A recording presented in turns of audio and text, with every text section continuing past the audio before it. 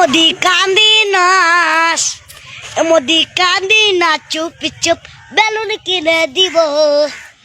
রাজনীতির উত্তাপ্ত চারিদিকে, কিন্তু এই গরমের মধ্যেও সোশ্যাল মিডিয়ায় একটা বাচ্চা ছেলের গান কিন্তু সবার মন জুড়িয়ে দিচ্ছে। আপনারা কি শুনেছেন সেই ভাইরাল প্যারোডি গানটি?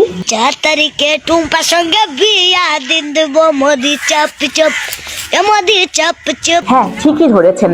লোকসভা নির্বাচনের ফলাফলের আবহে পুরনো এই গানটি আবার নতুন করে ট্রেন্ডিং এ।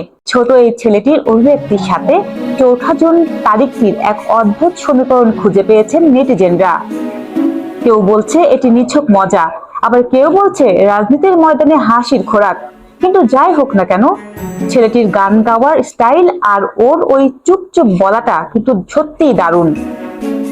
আপনারা কি মনে করেন 4 জুন কার কপালে বেলুন আর কার কপালে জয় আসবে? কমেন্টে অবশ্যই জানান। আর ভিডিওটি ভালো লাগলে শেয়ার করতে ভুলবেন না।